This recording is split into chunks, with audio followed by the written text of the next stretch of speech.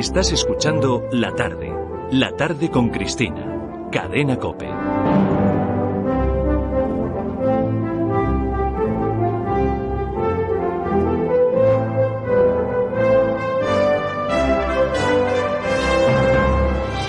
En lugar de dar opiniones u obligar a que se tengan determinadas opiniones, no hay nada mejor para contribuir a la memoria histórica que conocer los hechos. Y por eso contribuimos aquí en La Tarde con Cristina recordando cuánto ha ocurrido gracias a José Javier Esparza. Muy buenas tardes. ¿Qué tal? Buenas tardes. Bueno, te he saludado ya 3 veces esta tarde, pero bueno, como es tu espacio, digo, claro, vamos a inaugurarlo. Hay que abrirlo como Dios manda. ¿De qué hablamos hoy? Pues hoy hablamos de Manuel Iradier, que fue el vasco... Manuel Iradier. Señora, el vasco que hizo que Guinea fuera española. Porque parece mentira, pero hay mucha gente ignora que Guinea Ecuatorial fue española durante muchísimo tiempo. Es tremendo, porque efectivamente el desconocimiento de la gente pasa por suponer que los negros que están en nuestro país no son españoles, y muchos de ellos lo son justamente por esta circunstancia histórica. Guinea Ecuatorial, ese país cuadrado en la corva occidental de África, fue durante mucho tiempo y hasta hace apenas 40 años tierra española. Eso es. La presencia de España ahí se remonta al 18, pero quien abrió literalmente aquellas selvas fue a finales del 19 un vitoriano, era un tío de valor excepcional, que es Manuel Iradier, admirador y amigo de Henry Morton Stanley, el gran explorador de África. Iradier tenía solo 14 años cuando decidió que dedicaría su vida a explorar África. A los 20 entró en la selva. Se llevó además a su mujer y a su cuñada, nada menos. Doble mérito. Doble mérito. Y por Iradier fue Guinea española.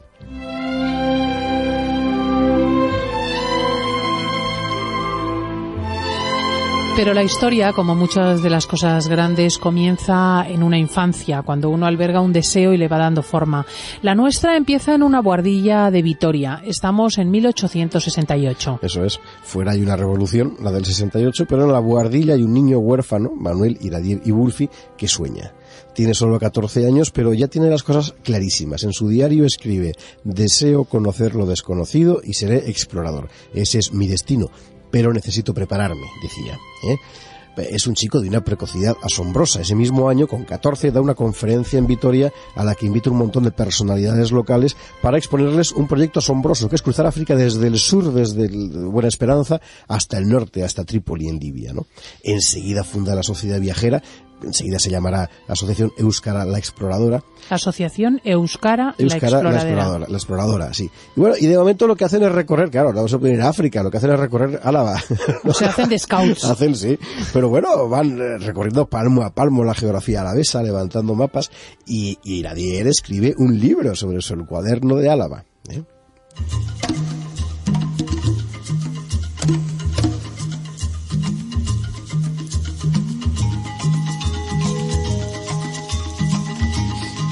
Insisto, porque esto me encanta, concebir un deseo en la juventud o en la infancia y acariciarlo y cuidarlo puede llegar a desarrollar una vida asombrosa.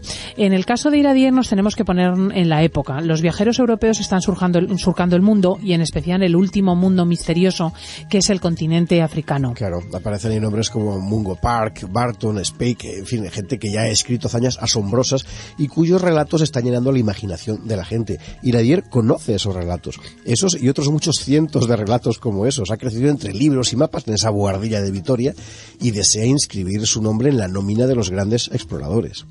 Las potencias europeas piensan en las riquezas que pueden obtener, claro, los exploradores en la fascinación de la aventura. Uno de esos grandes viajeros, Henry Morton Stanley, quizá el más conocido, llega a Vitoria hacia 1873. Está cubriendo la Tercera Guerra Carlista como corresponsal del New York Herald, y Iradier lo conoce y les pone su proyecto de ser explorador y concretamente de viajar de África desde el Cabo de Buena Esperanza hasta Libia. Sí, y lo que pasa es que Stanley le dice que eso es una barbaridad, porque además no tiene dinero. Y lo que le propone es una alternativa. De que como eso es impracticable, para un español, sin embargo, hay una meta africana mucho más asequible, que es el Golfo de Guinea Ecuatorial. Porque España tenía entonces en Fernando Po ya una posesión, y Iradier va a seguir el consejo de Stanley.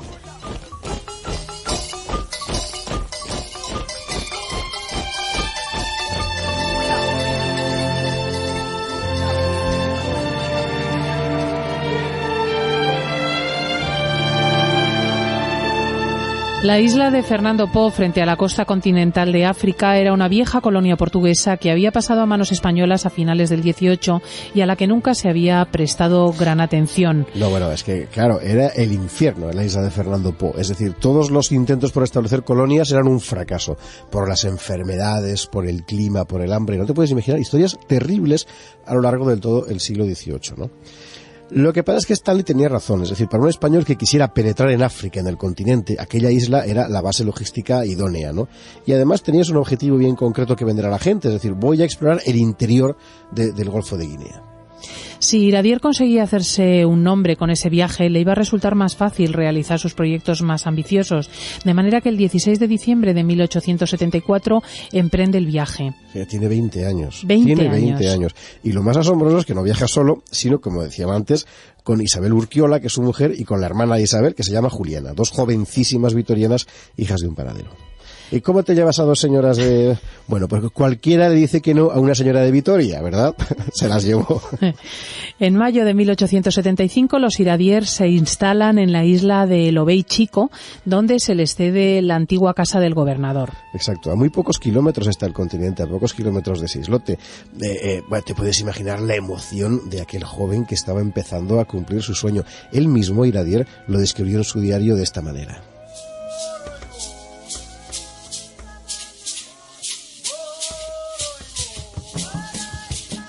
Estoy en África. Distingo una lejana cordillera del color del cielo que le sirve de dosel. ¿Qué país es aquel? ¿Qué costumbres tienen sus moradores? ¿Qué religión profesan? ¿Son conocidos sus ríos y sus lagos? Estoy enfrente de esta África desconocida y misteriosa. Extensas selvas cubren todo el terreno que a mi vista se presenta.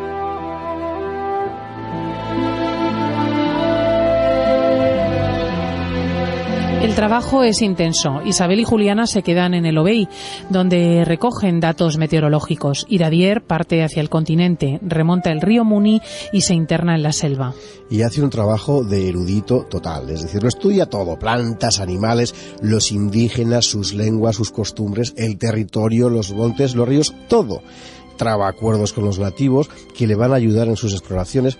Lo que hace son incursiones cortas de algunos días, es decir, él parte del islote de Lobey, se mete dentro del continente, dentro de la selva, y luego vuelve después de unos días al islote. Pero un día tarda en regresar. Y pasan las semanas y no vuelve. Isabel, que está embarazada, y Juliana, que la cuida, se temen lo peor. Y lo peor, en efecto, está a punto de pasar. Sí, porque Iradier cae víctima de unas fiebres en la espesura. Está 3 meses inconsciente, 3 meses al borde de la muerte. Está postrado en su tienda, sufre ataques de nativos que le roban todas sus pertenencias.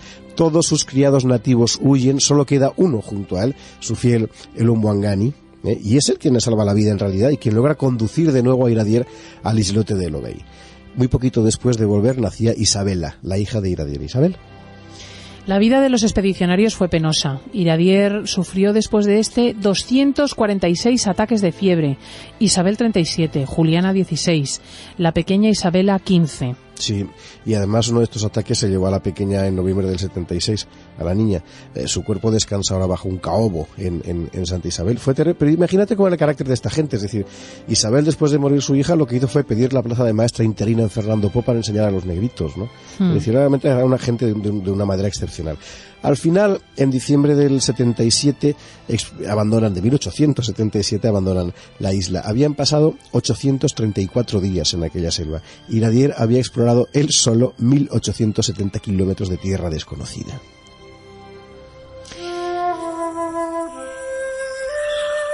Ya no tiene Iradier otro objeto en su vida que volver a Guinea y hacer de aquello tierra española. África lo ha seducido sin remedio, como a tantos otros exploradores. Junto a las fiebres y los insectos, se le ha metido dentro la adicción al continente negro, y así lo escribe en sus cuadernos.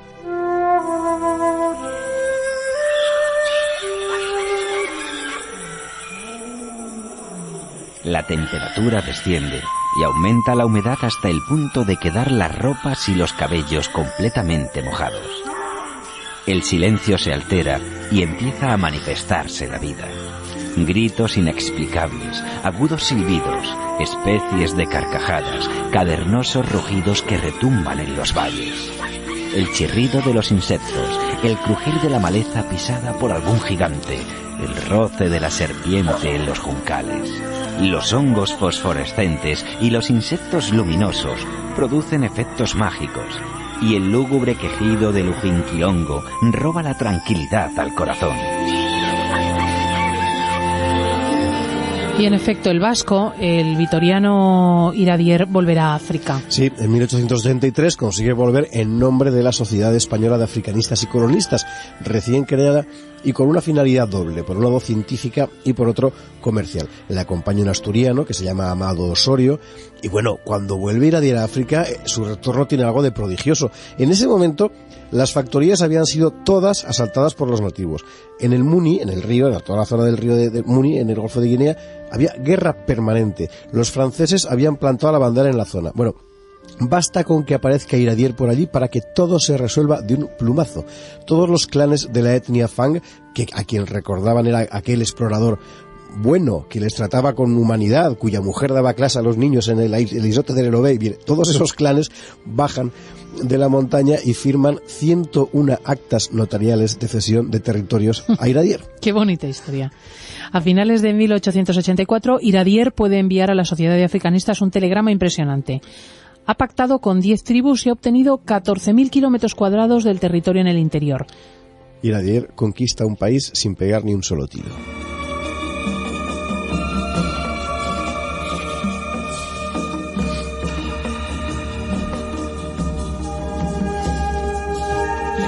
Es interesante porque esto recuerda un poco lo que pasó en Filipinas, que cuando llegaron los españoles, los filipinos, con tal de no estar bajo los portugueses, dijeron, no somos con vosotros. Y aquí se ve que después de conocer a los franceses, cuando volvió Iradier, dijeron, Iradier contigo, ¿no? Bueno, claro. Esto fue un poco lo mismo.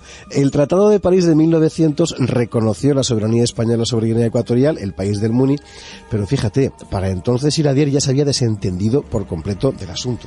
Es una historia bastante triste y muy común, debilitado por las enfermedades, desengañado por los pasteleos políticos, deprimido por la arbitrariedad burocrática del régimen de la Restauración, se aparta de este asunto de Guinea. Es que se llegó al extremo de conceder el título de Marqués del Muni, de ese río de Guinea, a un político progresista, un hombre de Sagasta, el que había firmado el Acuerdo de París, ¿no?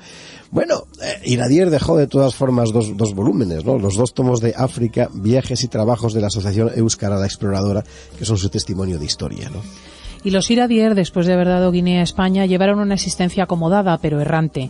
El explorador trabajó en explotaciones mineras, en tendidos ferroviarios, en negocios madereros. Diseñó inventos, era un tío muy inquieto, diseñó cajas de imprenta, contadores de luz, de agua, pero bueno, sin fortuna. La verdad es que al final, con la salud muy minada, se retira al Pinar de Balsaire en Segovia y muere en 1911 con solo 57 años, machacado por las fiebres y las enfermedades que había contraído en África, ¿no? 57 años, fíjense. Sí. A Iradier le sugirieron alguna vez que ofreciera sus servicios a una potencia extranjera, visto que el país no había sido con él muy generoso. Y no quiso hacerlo nunca, porque Iradier era además un patriota español. Fíjate que cuando se extiende el nacionalismo vasco, aquel independentismo de Vizcaya que predicaba Sabino Arana entonces, Iradier escribió lo siguiente, escucha.